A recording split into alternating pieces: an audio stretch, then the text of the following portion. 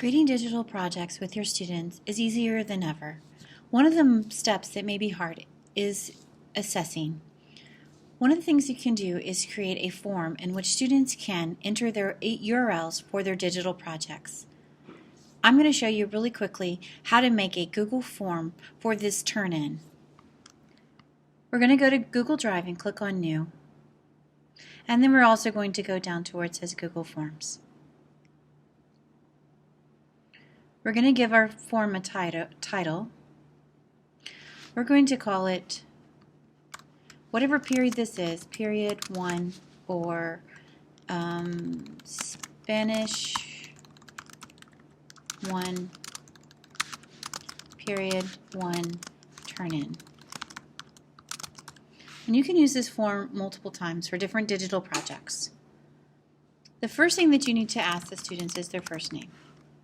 You're going to select text and make this a required response.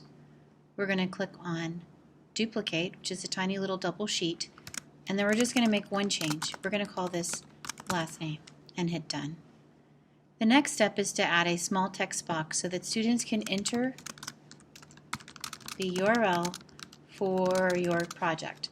For instance, this could be your URL for your blog. You want this to be a required question and hit done. Students do not need to see a link to submit another response. We only want them to be able to do once. You can also change the confirmation page to say, "Thanks, I cannot wait to see your project," or any other kind of personalizing that you would like to do. At the top, you can change the form settings. Require St. James School login to view this form is pretty standard, and since this is going to St. James students, you can leave this checked. The other options here are not necessary. Remember, you can change the theme of your form and make it more exciting, but it's not necessary. It's just something fun. When you are ready, you hit send form, and you can send this out to your student groups. If it's your language group, third period group, whomever. Let's just send it to a practice student.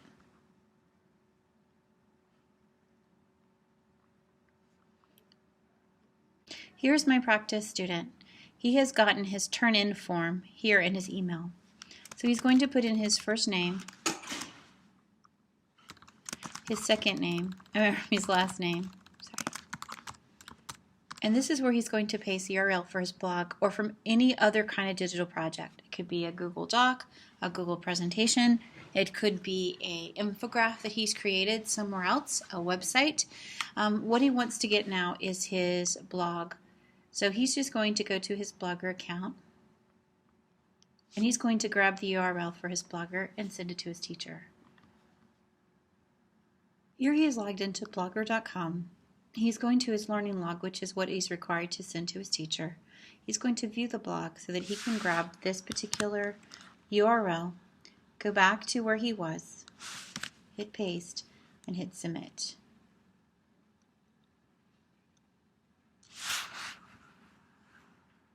Now we're ready to go back to see the teacher, that side of things. On this side, I can see responses. I can see that I can view responses, and I can see my students' blogs. And when I'm ready to assess, I should have a long list here of all the different students' URLs for their digital projects. I can just click on that, and I can see his project, and I can comment and assess. There are lots of other options with using Google Forms in order to assess digital projects, but this is one very simple way.